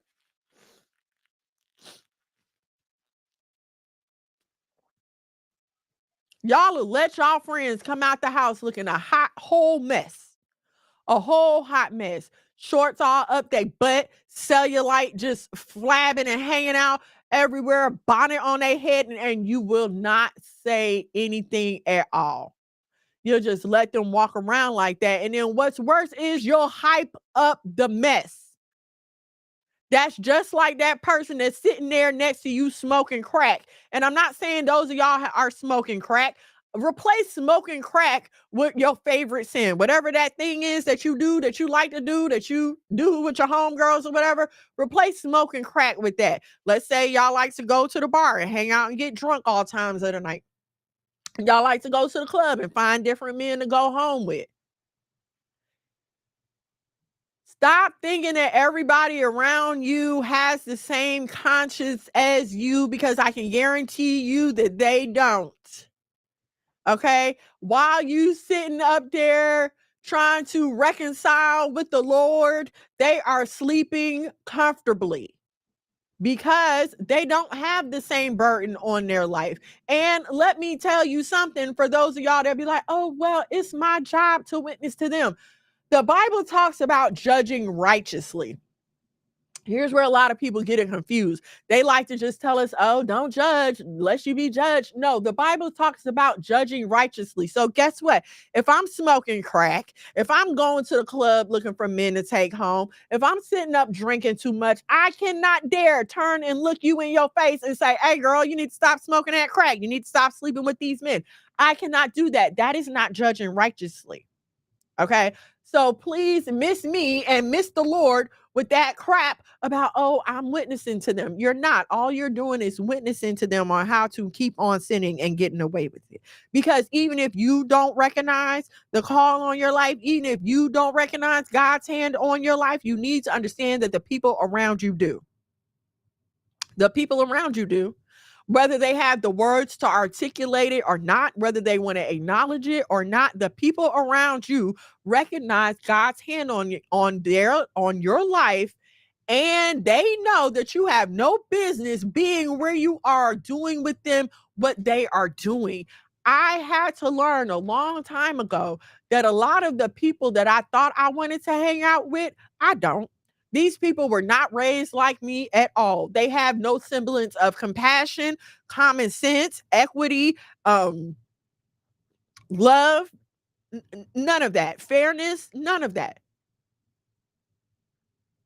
When you have come into the love of the Most High, and I'm not even going to talk about how you were raised, because I really think that when you have fully come into the love of the Most High and start to live in it, and then you start to express it in your own life, it changes your heart, and so you are not equipped to deal with people who do not know the love of the Most High. You're no longer equipped to deal with that. That takes a certain kind of hardness of heart. And I've had to realize that it takes a certain kind of hardness of heart to do certain things. It takes a hardness of heart to ignore what you've been taught, to ignore what the Most High has put into you, and to be out here committing these sins, even for stacks of money. Even for stacks of money. You have to harden your heart, and you have to purposely be ignoring the voice of the Lord. And I don't know if any of y'all have ever done that, but you want to talk about a hard time? You want to talk about thoughts that don't go away? You want to talk about depressed and you don't know why? Sad and you don't know why? Confused and you don't know why? Feeling bad? You want low self-esteem? Continue in the thing that you have no business continuing in. I'm telling y'all. And my prayer is that I could just remove the pain. You know what I'm saying? Like I wish there was no pain for this. I wish that it was just simple. I wish we lived on an earth, I don't want to say in the world. I wish we lived on an earth where righteousness was the rule of the land, where righteousness was the law of the land. Think about something else. You know how some sins call for a sacrifice? Like you could commit a sin, you go to the temple, you make your sacrifice, you confess the priest, and you're done. Okay. Other sins require a full public stoning. Like, no, we're going to stone you. Everybody's going to stone you, and we're all going to watch. Okay. The reason for the public display is to make an example of this person. This is what happens to you when you commit this sin, so don't do it. And I feel like the throwing of the stones is even more what's the word I'm looking for? Visceral. Like it churns something up on the inside of you, because it's like, dang, I don't really want to do this to this person, but I know that I have to. Why are you making me do this? Okay. And so keep this in mind when it's you, right? Because yes, the Lord chastises who he loves. So you're going to get it. You literally have to be punished. But do you think that the Most High wants to punish you? No, it's like, imagine yourself throwing a rock at somebody. I don't want to, but you're making me, first of all. And then secondly, you have to be made an example of. You have to, it talks about in the verse where it talks about not if your wife leaves and she takes another husband and that husband dies or he puts her away, you cannot let the wife come back because that will be polluting the land, right? And so in that manner we can look at that and say, okay, we cannot let this sin continue. We cannot let this person continue in this sin, because they will spread the sin around. People will look at them and say, oh, well, she's doing okay, so it's not a big deal if I do it too. Well, she cheated on her husband and he took her back, so it's not a big deal if I do it too. Well, he beating on his wife and nothing happened to him, so I guess I can knock my wife upside her head too. The intention of the immediate punishment for sin was to keep it from spreading. It was to keep it from spreading. Do y'all remember when Moses was on the mountain and he was talking to Moses was talking to the Most High, and the Most High was giving him the law, and he was up there taking too long. So what did we do at the bottom? We decided to melt our gold, the gold that the Most High told us to take from the Egyptians, right? How crazy is that? We decided to take that gold and melt it down and make a calf to worship it. Do you remember the Most High's reaction when he was up there talking to Moses and he was like, "Do you see what these people down here is doing? Do you see what they're doing? I'm about to kill them all. I'm about to kill them all, and that'll just be it." And Moses had to talk him down, like, "Well, Lord, if you kill them all, then people are gonna say, you let us out for nothing, and don't do that. Think about your name now." I imagine it had to be like that because we would all be dead if not. And so what we've done, we've abused the mercy. We've abused the grace, okay? Because I know, when a little kid goes to put his finger in a socket and the protector is there, nothing happens. So the kid's going to keep pushing the socket. And it's just like us. When you go to push that socket and protection is there, you're going to keep pushing it. You go, "Ooh, I didn't get pregnant this month. Praise the Lord." You gonna keep pushing it. "I didn't get caught that time." You're gonna keep pushing it. "The fire didn't get me that time. The police ain't get me that time." You're going to keep pushing it. And here's what I'm saying. The Bible is there to tell you, no, don't push it. Okay? Stop pushing it. Right? So that's what, hey, Atticus. So that's what I wanted to leave y'all with today. Like, listen, it's time out for playing with sin. Okay. It is time out. Not just in terms of a global scale of World War III breaking out and this thing possibly about to go down. But Paxton is always asleep.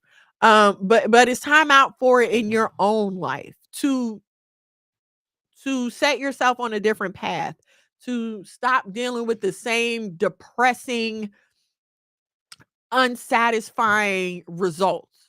Okay? You want to get on that narrow path to righteousness,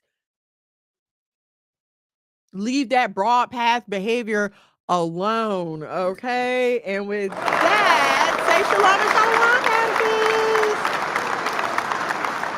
My baby's here. So, oh yes, we homeschool too. I saw a comment about the homeschooling. Stacy. We got the same last name. Oh, Avaya. Yes. So, okay, we homeschool too. And it's specifically why. Like I had to talk to Atticus today and I was trying to tell him, like, listen, when you go to school, they don't teach you about the law of God. They teach you the exact opposite. So yeah, that is why we homeschool.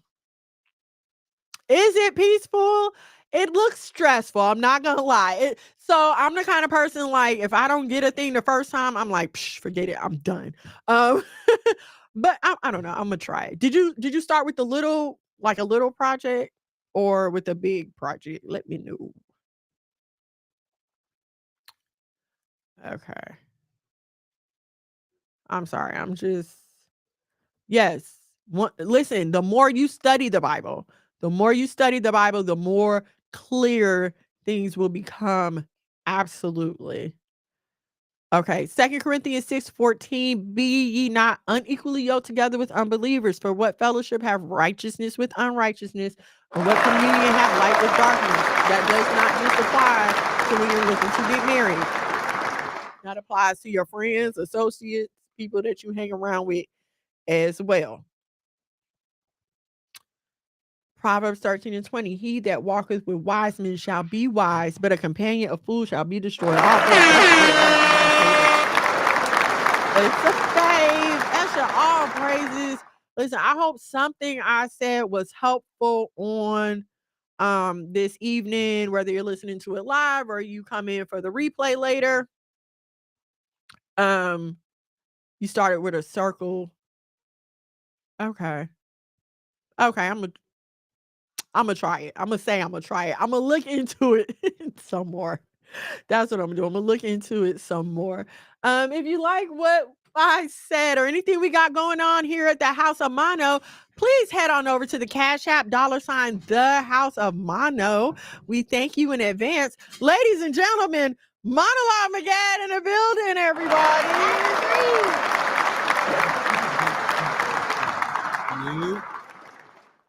Shalom, shalom. I want to add something. What's up? We do bouncies, indoors, outdoors, pools. Okay. What's the bouncing That's company? all. That's all. What's the name of the bouncing company? You gotta tell them. Top tier parties. Top tier parties. The And Friend if Doctors. the friend doctors, And The dogs. the dogs. Mono Westside Bullies. Mono West Side Boys. Atticus is training to take over the businesses of the House of Mono. Absolutely. All Cheers, of my them dad. are. I don't. We're not telling him to advertise the businesses No, on here. This no. is He just do this on his own. different. This man handles business. Okay, I must say, like, I'm not just saying it because he's my 5-year-old, but Anybody who's trying to put crochet in the ideals of my wife, take it away. why? Mom, I'm about to be Cause sick. we ain't got time for no crochet. Seriously, Dad. That new song with you and Kanal is fire. Oh, praise the sister. It's so crazy. That song is not new at all. It's like shoot. Is it 2 years old? Like a year old. Yeah, like 2 years old. We recorded that song, but we just never put it out. You know what I'm saying? All praise to the Most High. Done. Well, thank y'all so much, everybody who joined me tonight, everybody who participated in the chat. Ava, Angelina, Esha, thank you so much. Stacy, who else? Keith the Chef, thank you. Hey, check this out, man. Make sure y'all go. Mary Consori, thank you. Mary Lou, thank you. Princess Washington, thank you. Monologue McGad, thank you. Y'all go and like the channel, please. Subscribe to the channel if y'all ain't. Subscribe to Monologue McGod on YouTube. Put the YouTube up there. Put the name on there. I mean, most of y'all watching it right here. Go on and like the video. Share it to your people. People need to hear it. What are you drinking, boy? My tea. Some apple tea. Okay. Share it. People need to hear it, man. Women need to hear why Boaz don't want their ass so they can get it together. You know what I'm saying? All right. Well, I appreciate y'all for hanging out with me on this evening. Please, if you are not following us on socials, my husband at Monologue McGad, I am at Miss Mono's World. IG, TikTok, Facebook, all those good places. I be out in these content creator streets. Sometimes I need to get more content. Listen, if you have any questions or anything, or if you like a clip of something from tonight and you happen to make a clip, please send it to me. I need clips, and I'm not good at making clips of myself because I don't know like how people react to what I say. So if you had a moment and you was like, "Ooh, people need to hear this," please make a clip and send it to me, please. And I will repost and tag you and all that good stuff. If you have questions, topics that you'd like me to discuss, whether they be short topics or long topics, whatever, send me a DM at Miss Mono's World on any of my socials. If it ain't for you, ain't for you then. If you a lame or a sucker, wanna dress you then. Grown up now, bump the childish ways. Got a wife and a bunch of kids to raise. Punch a clock side, hustle or business you endure to ensure that all the bills is paid. Slow clap for your homeboy. Could've turned out like your homeboy. Being on the same block. block, cooking up the same rock on the cell block, lock with your homeboy. But no, you had vision, you had gold. Brand new you on the old time road. Take care of home where you put your low. Black men don't cheat, screaming bomb the hoe. Real men talk, real king ways. Still in captivity, but minds ain't slave. Got a little wisdom, boy, you PD grade. Giving out the knowledge on the streets these days. One time for the men doing everything. Dead first to the T, living so No good. 3 feeling, times no for my folk that came up. 4 times cause the man can't control up. 1 time for the men doing things. Dead first to the T, living super clean. 3 times for my folk that came. 4 times for the man can't control up. 1 time for the folk that moved up. Even if you had the slow start screwed up. Used to gang bang and I homie brewed up. Had a little plan, I had them blew up. Look at you like a man right now. Dressed to the T, smelling like a grand right now. And you ain't got nothing. Check this out, y'all. We out of here, man. All praise to the Most High, man. We love y'all. We're gonna have them for y'all when we come next week. We be running through the first 10 laws. So, and we don't follow the 10 commandments. They know that there's just the first 10. But we'll have them for you next week, right? We'll be ready to run down next week. But no, you had purpose, you had plans. Shalom and shalom. Thank you so much for joining us. We love you. Good night.